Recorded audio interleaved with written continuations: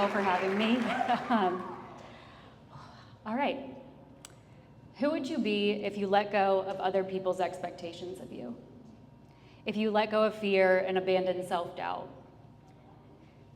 Maybe you've always lived your life in alignment. Maybe you've always known who you are and lived your life in alignment with that. Maybe you're just finding your way back to yourself now. Or maybe, like the space we're in today, you're starting a new chapter, building something from the knowledge and experience that you've gained from past versions of yourself. As Crancy said, I've spent the last several months agonizing over this talk. I sent my boyfriend Adam the first draft in July, and I was texting Crancy and Jess about venues in June. What can I say? I'm a planner. You know, I hate it when people say this, but getting here has been a journey, not just to this day, but to a place in my life where I felt like I had something to say that was worth sharing. When Crancy first asked me to talk at Creative Mornings, I said sure. But when he asked, like he said, he didn't have a theme, there was no venue, there was no date.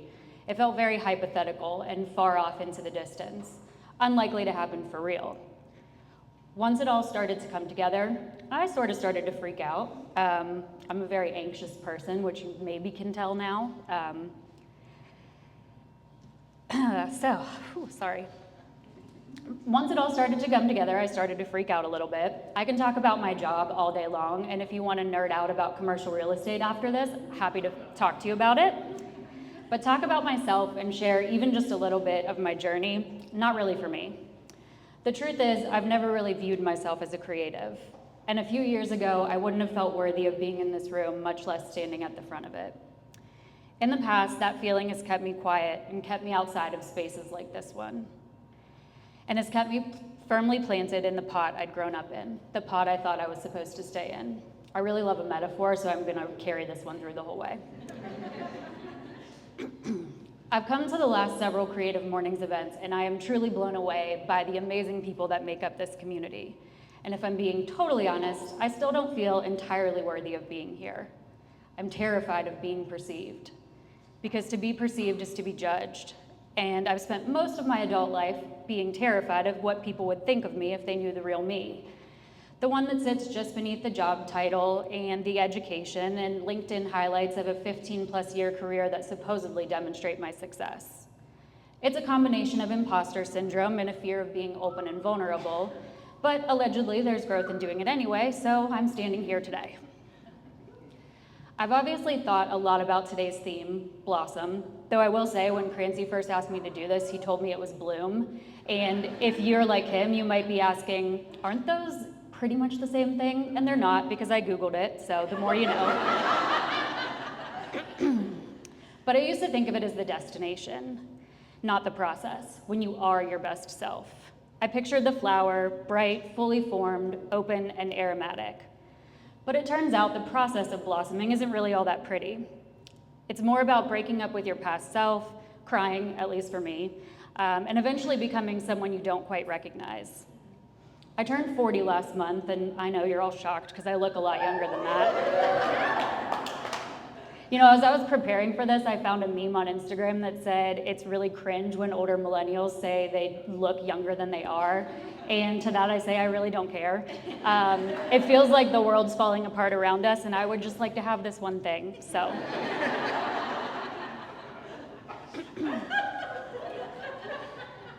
Over the last year, as I've inched closer to that number, I've thought a lot about the weight we carry, or the weight we attach to the roles we play and the titles we carry, the LinkedIn bio of it all. But what happens when you start to lose faith in those roles, the ones that you clung to for stability and self-worth because that's what you were supposed to do? We live our lives from the seeds planted by other people, our parents, communities, and society, expectations that everyone else has for us about who we're supposed to be, what success looks like, and the timeline we're supposed to follow. A timeline we really didn't have a say in building. Whether it's a job title or a relational role, these things shape our identity, and they make it easy for people to categorize us. And for a while, they help us categorize ourselves. But what happens when the way you've always described yourself starts to feel not wrong exactly, but just a little off? Like a shirt that doesn't fit quite right, or like a pot that's just a little too small. In my experience, it's been really scary. It changes the way you show up in the world, how you show up in your relationships, and how you show up for yourself. The things that once rooted you, the things that made you feel proud or self-assured, start to feel like they're holding you back, like you're performing a version of yourself for other people. Looking back, there had been signs I was outgrowing my pot, but fear wouldn't let me see them, at least not yet. Earlier this year, I was in New York for work, and after dinner, a few of us went out for drinks. We were talking about trivial things when someone posed a question. If you were going to write a book about your life, what would you call it? Little did anyone around the table know, I've had an answer to this question for most of my adult life, but I've never really shared it. But after a few glasses of wine, I typically feel compelled to overshare. And the regret of that overshare comes the next morning, and then every night like clockwork, I assume until I die. But regardless, I took the question as an opening, and I took a deep breath, and I shared the title. When I did, I was met with a response that surprised me. It was encouragement and interest, and not like fake interest where people nod their heads and smile politely and their eyes tell you they'd rather be anywhere else but having this conversation with you. It was real, genuine interest. Someone asked what the book was about, and as I cautiously shared my vision, I was met with more encouragement. You should write that book. If I saw that book in a store, I'd buy it. This part's gonna get a little deep, y'all, be careful. So during COVID, I started having debilitating panic attacks. If you've ever had one, you know how it feels. Your heart is racing, you can't catch your breath, your vision narrows and your hands go numb. All I could do was sit on the bathroom floor and wait for the feeling to pass. It wasn't my first experience with anxiety or panic attacks. I already said I'm a very anxious person, but it was the first time I'd experienced it in this way. It felt like there was so much pressure building up in my body and it had nowhere to go, like a balloon that was too inflated and about to burst. At this point, I had been going to therapy pretty consistently, and we spent a lot of time talking about my anxiety. Then she hit me with a curveball and told me that she thought my anxiety was a symptom of something else, that it was not the real problem, but that it was a symptom of undiagnosed and therefore unmanaged ADHD. I'm pretty sure I laughed in her face for like 5 minutes. There was no way that I, a planner, type A, who with a steady job and a clean house could possibly have ADHD. That was something disruptive boys had in elementary school, not oldest daughters who were an absolute joy to have in class. But as it turns out, the joke was on me, and at 36, I was diagnosed with ADHD and a learning disability called dyscalculia, which impacts a person's ability to understand math concepts and process numbers. Even 4 years removed, it's hard to explain the sense of relief, but also deep sense of grief that came with this diagnosis. It explained so much. It had taken me almost 2 years to come to terms with what my therapist told me before I finally got tested. I had internalized so much of what had been told to me and the lies I'd told myself. I refused to believe deep down that there was some sort of logical explanation for it all. Deep down, I just thought I was kind of broken, and when it came to math, I just thought I was stupid. I had gotten so used to hiding any form of vulnerability or perceived weakness that most people only knew the mask and not me. And the longer I lived with the mask, the harder it was to decipher what was me and what was an act. It wasn't until a friend, someone who by all accounts had it together just as much as I did, told me that she got diagnosed with ADHD. In the 2 years since my conversation with my therapist and that conversation with a friend, I did a lot of research, and there's no shortage of ADHD rabbit holes to fall down on social media, so I fell down all of those too. It made sense, but I still refused to accept it. It wasn't until someone I knew shared their story with me that I gave myself permission to believe it might be true for me too. So yeah, I'd always had the book title, I tried to be on time and other lies, but until I got diagnosed, I actually wasn't sure what the book was going to be about. As I shared this with the people around the table in New York, I realized there was value in sharing what I had to say, value in sharing my personal story in the way my friend had shared her story with me. The signs were there that I was outgrowing the pot, I just had to allow myself to see them. And sure, over the years, there were times where I felt like my roots were cramped and I was starving for things that nourish my soul. But I just thought, isn't this what being a responsible adult is supposed to feel like? You go to college, you get a job, you graduate hopefully before you get a job. You go to college, graduate, get a job, and you stay at that job for decades, just like my parents had done. And we can just set aside the fact they hated their jobs their entire careers, but that's just what you're supposed to do. Wasn't being uninspired, tired, anxious, and unfulfilled the trade-off you had to make for a successful life? Armed with this new information about who I was and far more questions than answers, I started to wonder if success, the way I was taught it should look, was the blueprint I wanted to follow as I moved into a new decade. But the thing is, you can't just yank yourself out of the ground by your roots and plant yourself somewhere new. That's not how it works. Although I'm not really a gardener, so I actually don't know if that's true. You're forced to decide, are you going to keep shrinking to stay comfortable, keep stunting your growth because it's safe, and stay quiet because you're afraid? Or are you going to pay attention to the signs pointing you in the direction of planting something new, something that actually looks like the life you want? And like planting flowers, like Chris said, you have to create the right conditions for growth. You have to nurture the soil, pull the weeds, and find the right amount of sun.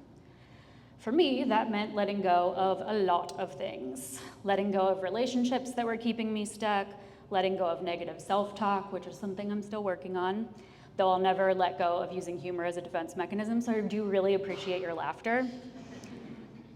Most importantly, I had to let go of the expectations I had allowed others to impose on me about what my life was supposed to be. I recommitted to therapy, and I gave myself permission to not know exactly what comes next, which is absolutely terrifying. I dug deep in the dirt to unlearn old stories, reprocess trauma, reframe the lies I'd believed about myself. I tapped into my creativity and started writing and started feeling my feelings, not just intellectualizing them, and allowing myself to be seen without fear of judgment. Well, like a little less fear of judgment. There were times when it felt like nothing was happening, or worse, I was moving backwards. I'd made big decisions, let go of things that felt safe, and still, on the surface, everything looked largely the same. I just remember thinking, is this what growth is supposed to feel like? What it's supposed to look like? But then I realized going backwards is only relative to the standards you're judging yourself against. And here's the thing. You don't dig up a flower every day just to check and see if it's growing, so why do we do that to ourselves? Because blossoming is not instant. It's not even visible most of the time. And just because you don't see something happening doesn't mean nothing is. Roots grow in the dark, in the quiet moments of reflection, and in honest conversations with close friends and your therapist, when you let yourself imagine a different life, something deeper, more aligned, and more fulfilling. Sometimes the most important work we do doesn't look like much on the outside. And during this season, I've been building new foundations, nourishing the soil so the new seed I was planting could not only grow but flourish. I was finally taking small steps towards the life I wanted to live, not the one I was told I should want. And even though it didn't feel like it, I was becoming someone new. And of course, I was tending to my garden and pulling weeds, trying to keep the roots that were growing beneath the surface from being strangled by old patterns. Weeds don't announce themselves. They blend in like part of the landscape, and it's easy to let them get out of control. For me, they look a lot like perfectionism and people-pleasing and hustle and shame and achievement and job titles. Anyone else who's an oldest daughter probably understands that. Thought patterns that say you're too much or you're not enough. You don't deserve this when something good happens, and you absolutely deserve this when something bad does. Questions like, what's wrong with you, or why are you like this? Honestly, I'd love to say I've completely eradicated those, but I haven't. Like real weeds, they show themselves when I stop tending to my own needs and ignoring my instincts, or falling back into the patterns of the person I once was. I used to think blossoming would be this grand, undeniable moment, like I would wake up one day and everything would just click into place. But what I'm learning is that it's ongoing and ongoing. And when I look back over the years, that's when I realize how far I've come. The book that I was encouraged to write when I was in New York earlier this year, well, I spent the last several months working with an editor that someone from that conversation connected me to. And in August, we finished my proposal and I started pitching it to agents. There's still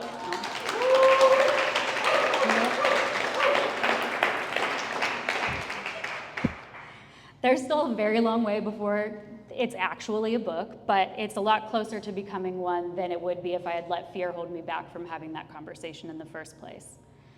The relationships that changed made room for new ones to form, ones that helped me see the sun and nurture the soil I'm using to grow into myself.